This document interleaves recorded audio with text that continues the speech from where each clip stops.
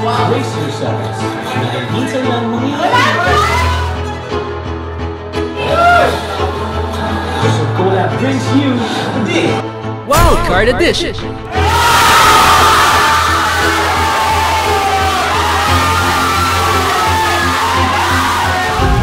Sino kaya ang mananalo? Sino ang magbabalik?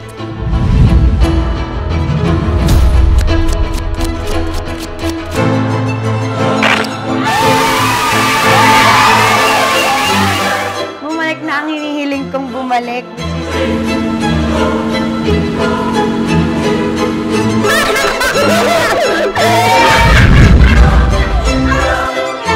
Abangan yan in today's episode ng The House of Collab.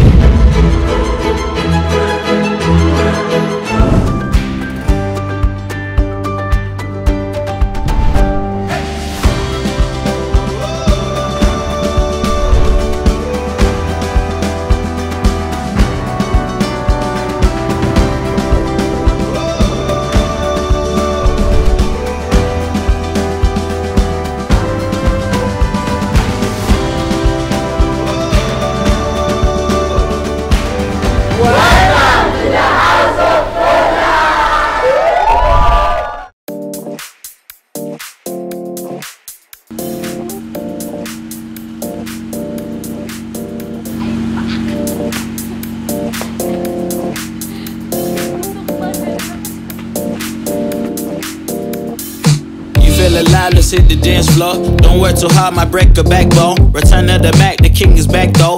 Corvette and cash, I never like those. She saw the stone, you know how that Back! Season 2! I am the winner of the Wild Card Edition.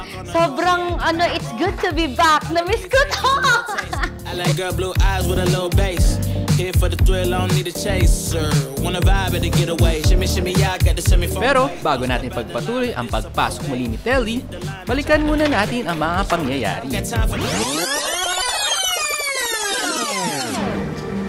At dumating na nga ang oras para pangalanan ang content creator na masisend home. Ako na po ang pangalan ng content creator na lalabas ng Talk Mansion sa gabing ito. Ikaw ang content creator to be sent home. Telly.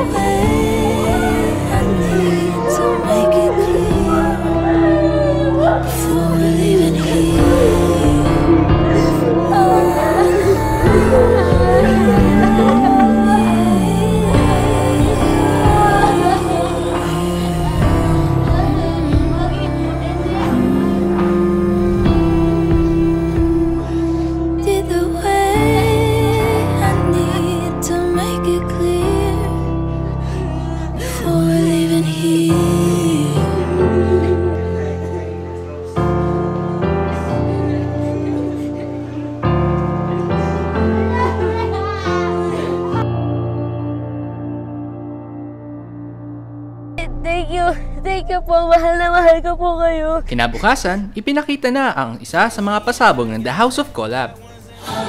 Brace yourselves. Dahil minsan lang mangyayari. Dahil sa balitang ito, agad nagkagulo ang mga content creators. So Collab brings you the Wildcard Edition!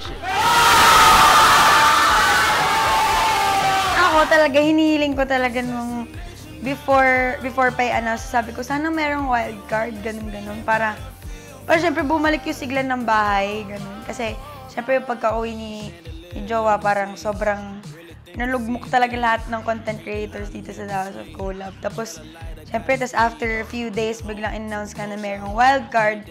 grabe yung reaction talaga namin. As in, yung reaction ko, talon talaga ako ng talon. Sobrang saya ako nung narinig ko na may wildcard. Nakita ko sa screen. Yun, sobrang saya ako kasi babalik talaga siya. Kaya naman, ang latest sent home na si Telly, nabuhayan muli ng pag-asa. Ano po, nung una po na nagaganyan ng baraha si Mahalia, sobrang tumatakbo na po sa isip ko na, hala, wild card, ganyan. Kaya medyo, may kinakabahan na po ako noon. Pero nung in-announce na yung big wild card, ganyan, sobrang hiyaw po ako noon, nawalan pa ako ng boses dahil doon. Kaya po, sobrang kinakabahan po ako, na-excited, ganyan. Pero yun nga po, hindi po ako kampante. Hindi po ako nagpaka-kampante. Matapos nga ang ilang araw na botohan sa Kumu, si Telly ang nakakuha na pinakamataas na boto.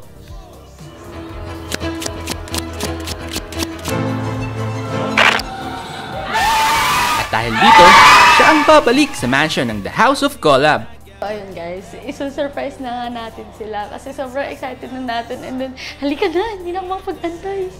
Can't remember anything, but I know we got lit. Good times, living the moment, feel like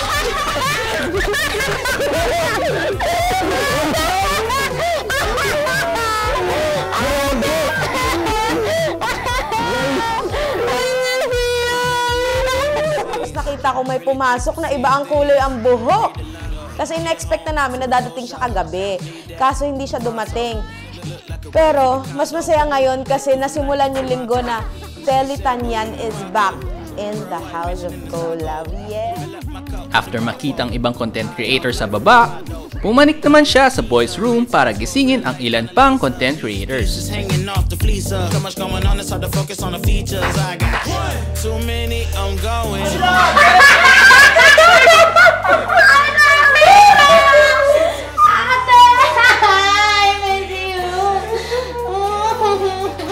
May nakita na akong dumaan na camera.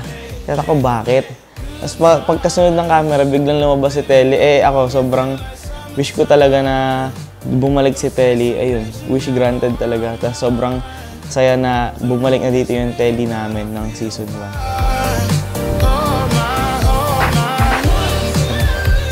1. Tulog ako ha. Nagising ako kasi kala ko nananaginip ako. Pagtingin ko si Telly, sabi ko, Di pa ako makatayo kasi nahihilo-hilo pa ako kasi anong oras na ako nagising. Tapos ayun, niyakap pa ako ni Telly, niyakap ko siya. Tapos hiningahan ko siya.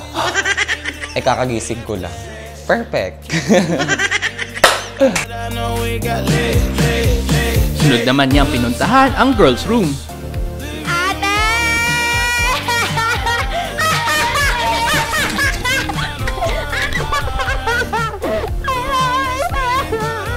At syempre, dumiretso rin siya sa isa pang girls' room. Chandelier, limousines, really think I'm seeing things.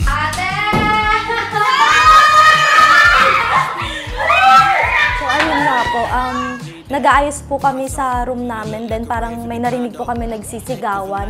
Then narinig ko na po, ate, ganun po sila. Then bigla pong may pumasok na cameraman sa room namin. Tapos yun, ayun, biglang pumasok si Telly, natuwa kami. Then ayun, biglang pumasok, yung mukha namin, punong-puno pa ng foundation, mukha tuloy kami multo sa sa camera.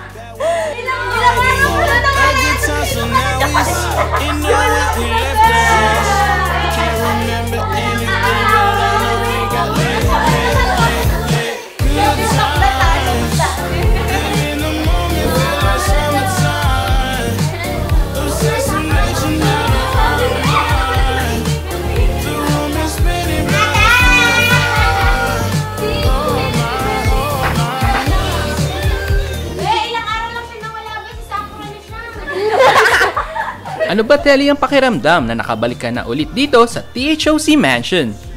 Sobrang saya ko po kasi sobrang miss na miss ko na talaga sila. Kanina na feel ko yung yakap talaga nila. Talagang sobrang yun yung gusto kong ma-feel. Gusto ko po talaga sila na mayakap, makiss, ganyan. And she came back with a new look. Now it's Inuit, we left that. Ano po, nung naisip ko lang kasi, since gusto ko pong maging strong personality ako, syempre, kailangan nating unahan sa panlabas. Parang may new look, may new me. Iyabang gano'n. Sabi ko, sino to? Parang, let's go na emo family, gano'n. Ay, nagulat ako sa mukha niya kasi ibang-iba yung mukha niya. And then, nagulat ako, short hair na naman siya. Pero, sobrang bumagay sa kanya. Tapos, bumata siya tignan at bumanda lalo. Nung nakita kong bago yung hairdo niya, at first, akala ko talaga wig. Parang pares kami ni Terry. Si Terry hinigit pa yung buhok niya kasi akala nga namin wig. Pero hindi. Maganda po sa kanya kasi gusto na nga niya magpakulay ng buhok. Pero it's okay naman kasi it fits her. At the same time, yung pagbalik na talaga parang Peloton yan 2.0, ganun. Not only with her new look, she came back better and stronger. And ayun, kung yung sa improvement po sa sarili is gusto ko pong maging strong yung personality ko. Gusto ko po siyang mabait at the same time iniisip din yung kapakanan ng sarili. Parang ganon. And ayun, gusto pong mag-improve and I promise I'll be better. I will not disappoint you. Isa lang yan sa mga pasabog na hatid sa atin ng The House of Collab. Dahil habang mas tumatagal, mas dadami pa ang mga pasabog sa nag-iisang digital reality show ng bansa. This is The House of Collab!